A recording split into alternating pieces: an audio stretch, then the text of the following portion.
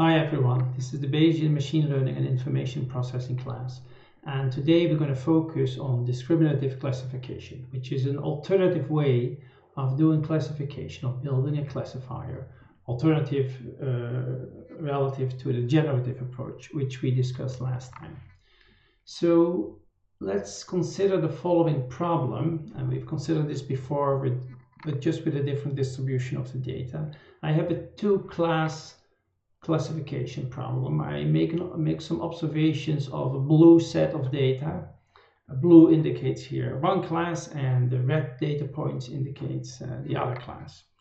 And based on this data set, I want to come up with basically the probability that this black dot, this black observation, belongs to the red class, or equivalently belongs to the blue class. Now, in the generative classification approach, we built a model for the joint distribution. That means distribution both for inputs and outputs, which are the input features and the labels. And we did that by building a prior, assuming a prior for the classes, a categorical distribution, and by assuming a data generating distribution given the class, so a class conditional data distribution. And we said, well, for both classes, I'm going to assume a Gaussian distribution. Now for the blue class, I think a Gaussian distribution looks pretty reasonable. However, for the red class, this doesn't look like a Gaussian at all, right? There are two islands of data here. Maybe some sum of two Gaussians would be a proper distribution, but that's possible. You could do that, but that would lead to some computational problems down the line if you want to come up with a posterior. In the end, there is also a second approach, and it is, let's just concentrate immediately on the posterior.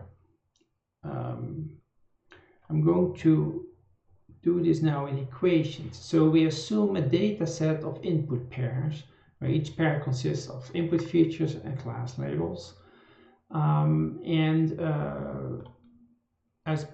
we talked about, in the generative classification approach, we assumed a model for the joint distribution. So here's this the class prior, and here is the data distribution given the class. And then we used Bayes' rule to come up with the posterior for y given x.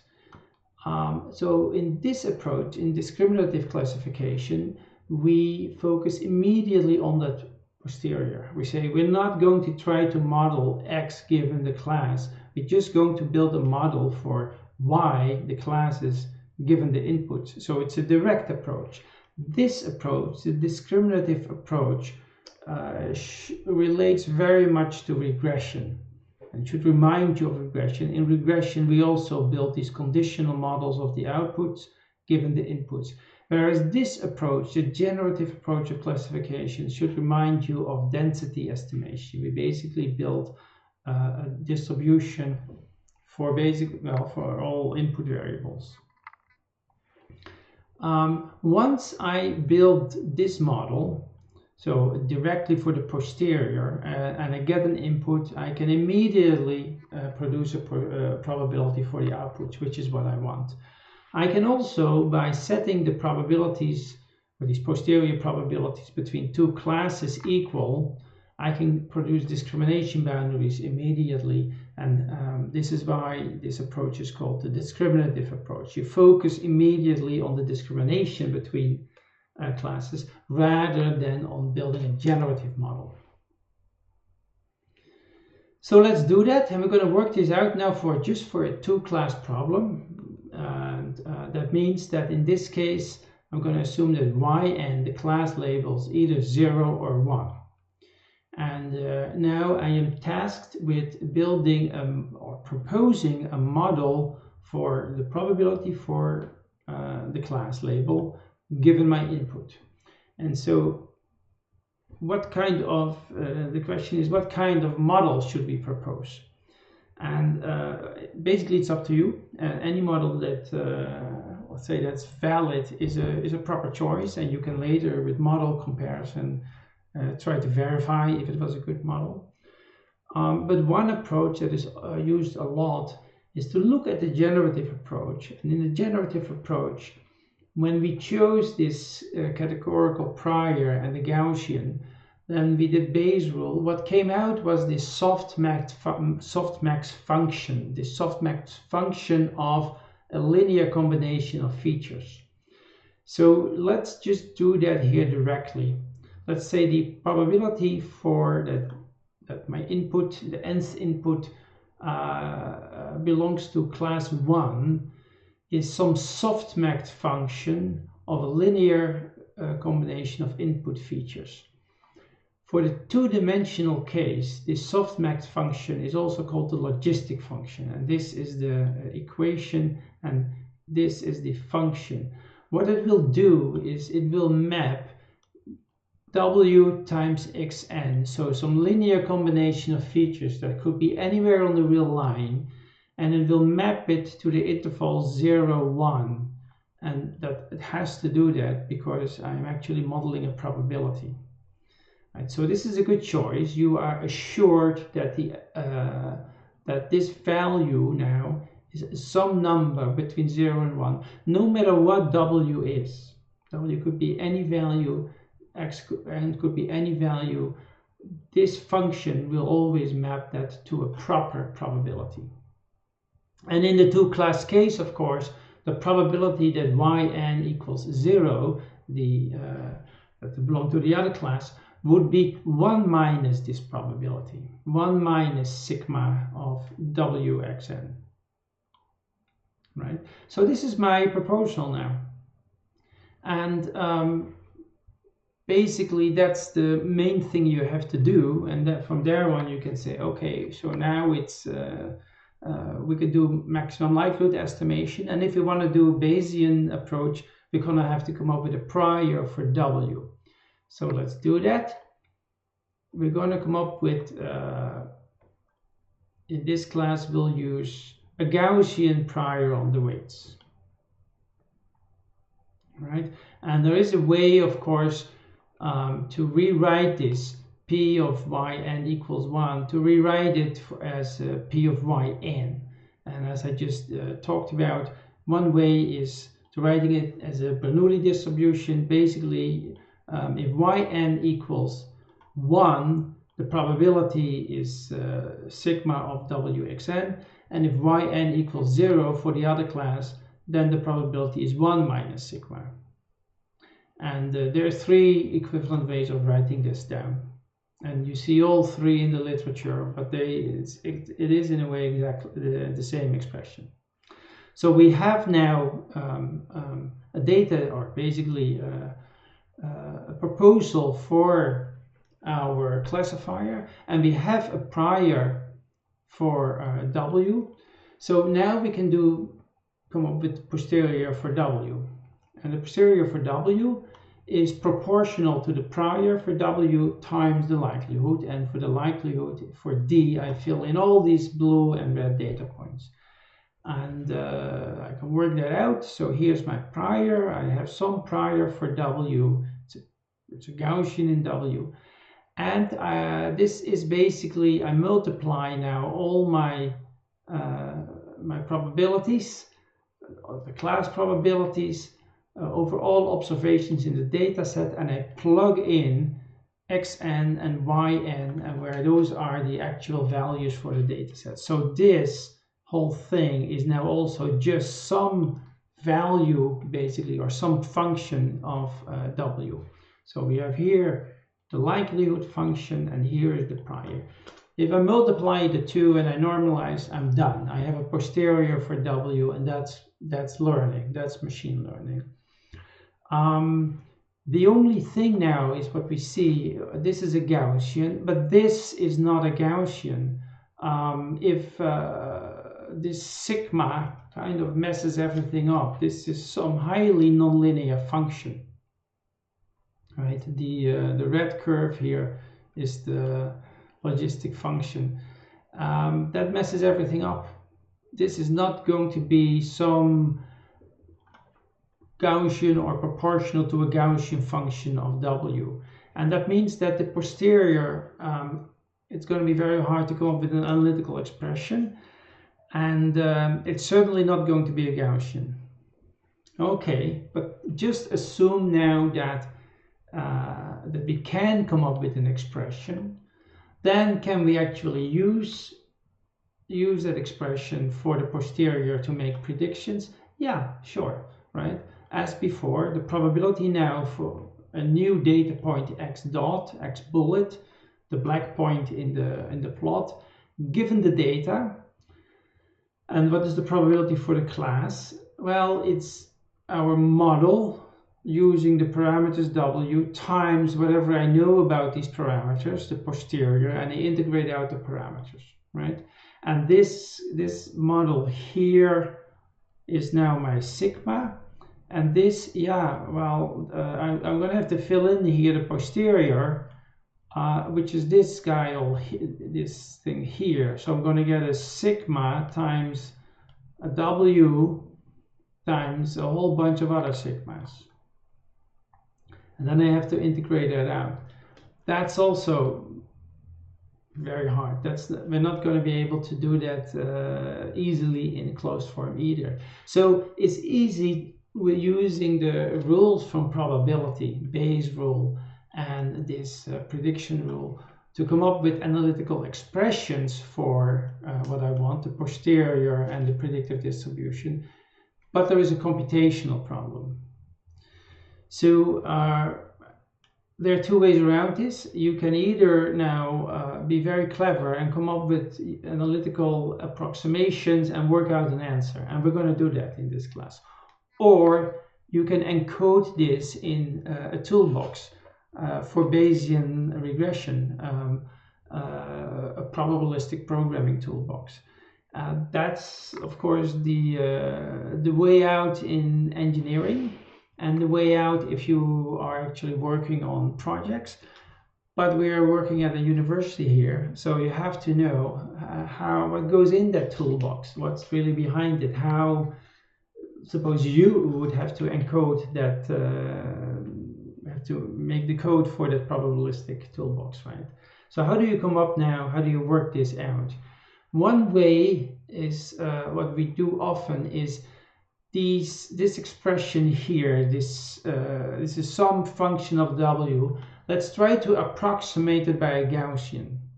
And that approach is called the Laplace approximation. So it's a general recipe that by itself has nothing to do with Bayesian computations, but it's very useful for Bayesian computations if we can approximate functions with Gaussians, because then hopefully we get Gaussian integrals and we can solve that. So the idea is, let's say that this function here, sigma of wx, would be something like this yellow function here, right? This would be w, and this would be, let's say, the likelihood. Now the idea is that can we approximate this with this Gaussian, right, with this red Gaussian? And once I have that red Gaussian, I'm going to fill that in now in my formulas, right? I'm going to fill that in here for the predictive distribution. And I'm going to fill that in, well, basically here, if we want to get the posterior. So how do I get a Gaussian approximation to a function? Well, note that if I take the logarithm of a Gaussian function, I basically have a second order polynomial. I have a parabola. And so that's what we're going to do. We're going to take the logarithm of this yellow function of the likelihood, and then we're going to approximate that with a parabola. So we're going to need the mode. We're going to find the maximum here, and we're going to find the spread of this Gaussian.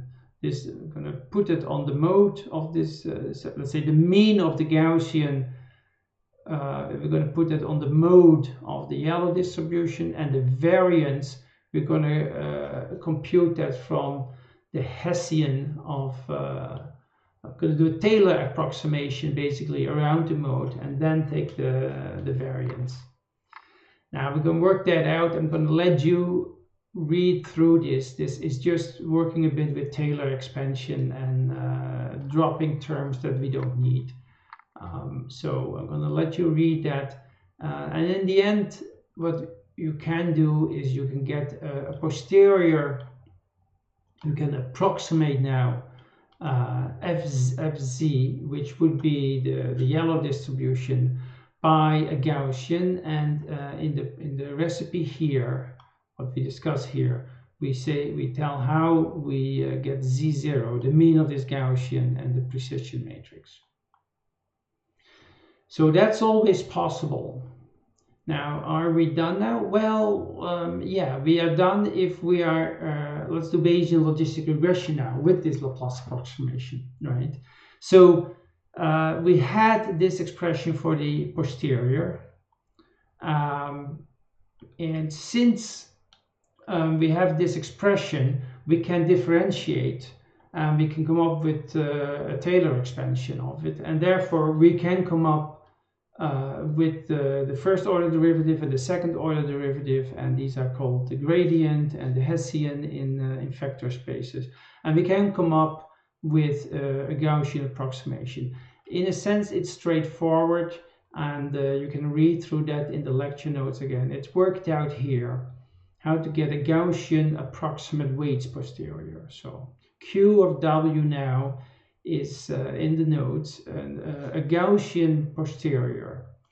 And then if we can use that Laplace approximated posterior to evaluate the predictive distribution, because we had here a predictive distribution that was an integral of sigma of W times X, right, this logistic function times the posterior. And what we, with the Laplace approximation, we can put this in a Gaussian form.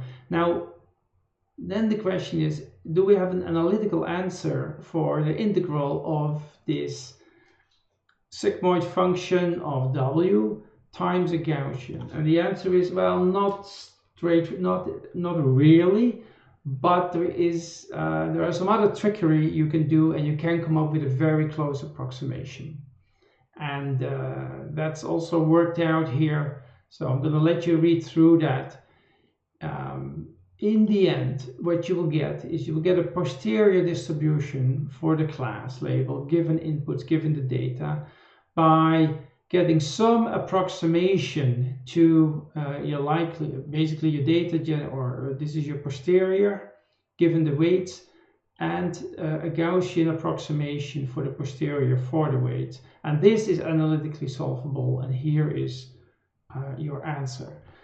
So in retrospect, you can always write down the equations for Bayesian discriminative classification, or for Bayesian logistic regression, which is the case if we do discriminative classification for a two-class system. But we do not get analytical answers.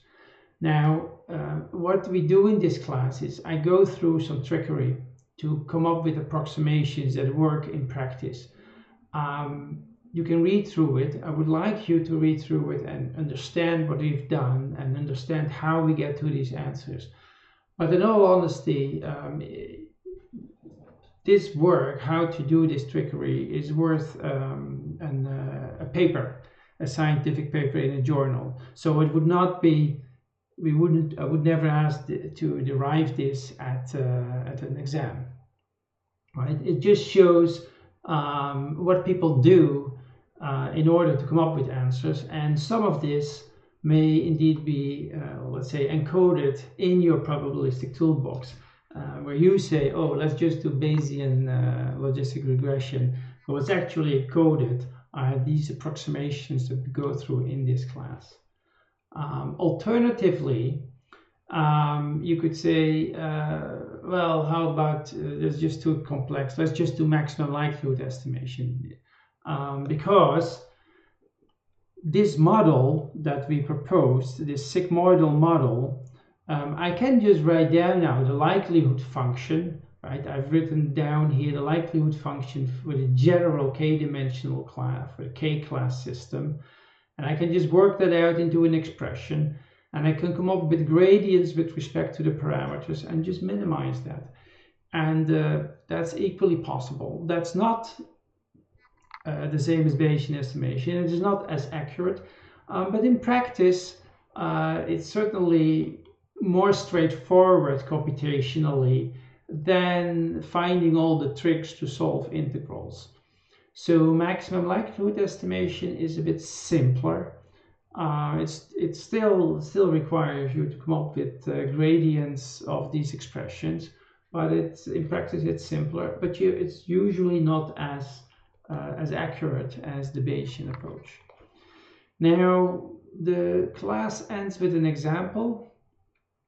Here is this example from the beginning of the class, and we did maximum likelihood estimation for discriminative classification, and we also applied the recipe of generative classification from the previous class onto this problem. And so you get two discrimination boundaries.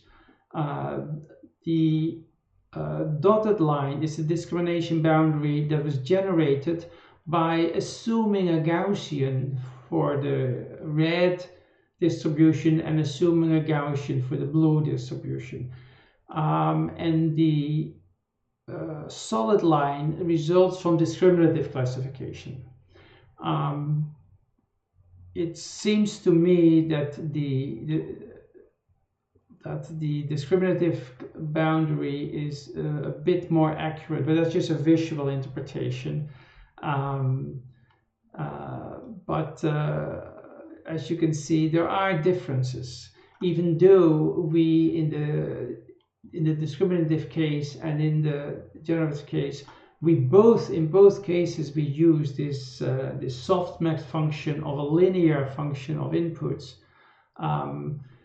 In the generative case, there is basically the assumption that I have Gaussian distributions here, and we don't have that assumption in discriminative classification.